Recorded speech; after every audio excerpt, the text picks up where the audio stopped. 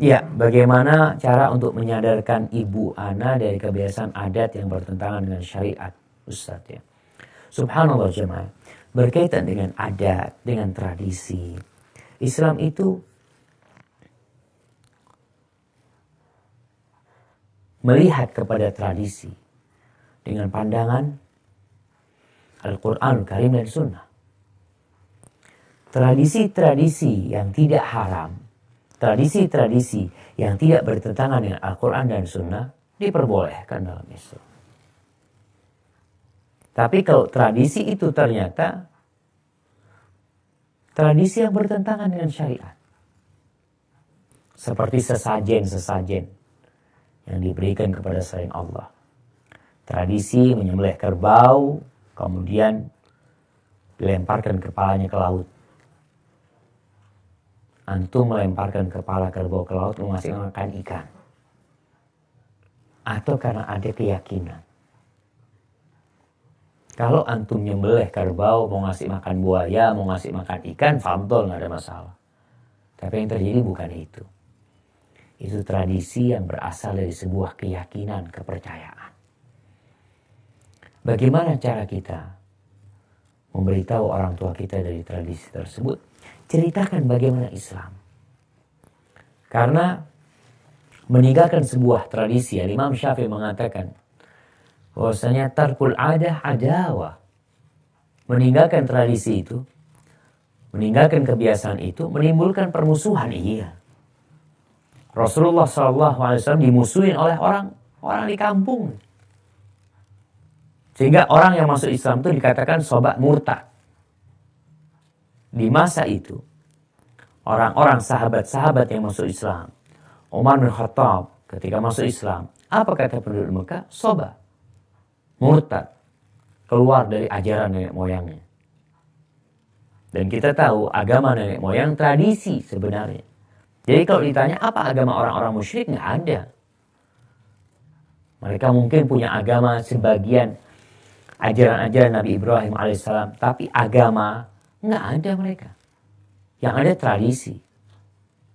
Keramat, ada pohon yang dikeramatkan, ada binatang yang dikeramatkan, ada tanah yang dikeramatkan. Itu tradisi-tradisi warisan nenek moyang. Kita harus tahu sebagai seorang muslim, ajarkan kepada orang tua kita bahwa Allah memerintahkan kepada kita untuk masuk ke dalam Islam secara kafah. Ya ayyuhalladzina amanu udkhulu fis silmi kafah. Masuklah ke dalam Islam secara kafah, semuanya Islam. Kalau tradisinya tidak bertentangan dengan Islam, fadhal. Umpamanya tradisi orang suka masak di tempat kita, kalau lebaran itu masak lontong, masak kupat, nggak masalah. Orang mau makan apa, jadi tradisi mereka yang seperti itu, tidak ada masalah. Kemudian kita ketika ingin memberitahu orang tua, ya ajarkan tentang agama Islam dulu. Apa nih iman? Apa nih tauhid? Apa itu Islam? Setelah itu ajarkan bagaimana tradisi Islam. Umpamanya ketika orang punya anak. Karena kita tahu banyak tradisi-tradisi yang ada di masyarakat kita, yang susah mereka meninggalkan. Bahkan kalau ada orang yang berbicara tentang tradisi mereka, udah. Mereka jadi muntah-muntah. Mereka jadi marah-marah. Dan itu resiko memang. Tidak bisa dipungkiri. Tapi yang perlu kita ajarkan, sunnahnya gimana nih?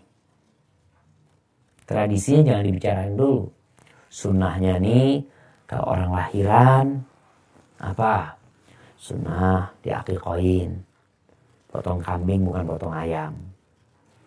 Sunnahnya dicukur rambutnya, dibotakin, kemudian disodakan. Kan orang mau cari selamat nih.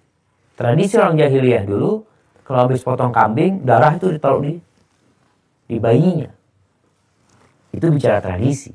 Apakah tradisi itu tetap diperbolehkan? Nggak boleh. Sudah selesai, Islam datang membawa ajaran yang baru. Yang baru ini biasanya sudah bertentangan dengan tradisi yang lama. Maka tugas kita adalah memberikan arahan kepada orang. Ini kayak gini nih, Pak. Bagaimana kalau ada orang yang lahiran, Ari-arinya itu dikemanakan. Tradisi sebagian orang dikubur kasih lampu mamanya. Nah, kita sampai gimana sih ketika Rasul Shallallahu Alaihi Wasallam punya anak Zainab, punya anak Ruqayyah, punya anak Ummu Kalsum, punya anak Fatimah. Bagaimana Fatimah ketika punya anak? Ketika punya anak Hasan dan Husain, ari-arinya Hasan dan Husain itu dibuang kemana? Apakah memang seperti itu? Kalau dikubur ya dikubur lah, supaya tidak dimakan oleh binatang umpamanya. Tapi kalau ada keyakinan ya, seperti yang pernah ada bertanya kepada anak, bahwasanya jadi ari-ari itu adalah saudara kembarnya. Ada saudara kembarnya yang buaya kata dia. Atau apa saja. Itu yang perlu dikikis, diajarin. Apakah benar Islam kayak gitu? Maka tugas setiap muslim tuh kalau nggak ngerti tanya. Bukan hanya mengikuti. Katanya, iya katanya tanya. Apa memang benar yang seperti ini? Dan kebanyakan orang, Masya Allah, sekarang orang sudah kritis. Karena dia dengan adanya media, dia kepingin tahu. Dia nggak percaya dengan omongan sekarang, kecuali yang ada buktinya. Ada dalilnya. Karena beragama ini, subhanallah, dokter aja kasih resep, itu belajar dokter. Belajar. Kenapa dikasih resep ini? Karena dokter tahu, ini obat mengandung ini, mengandung ini, mengandung ini. Ini obat boleh diminum sehari 3 kali. Ini obat nggak boleh lebih dari 4 hari atau 5 hari meminumnya. Itu belajar. Ini hanya untuk menjaga tubuh kita. Bagaimana menjaga diri kita dari api neraka. Kita nggak mau belajar kadang-kala. Malas. Tanya aja nggak mau. Maka pelan-pelan kalau ngasih tahu orang tua itu dengan akhlak dan perilaku. Nah.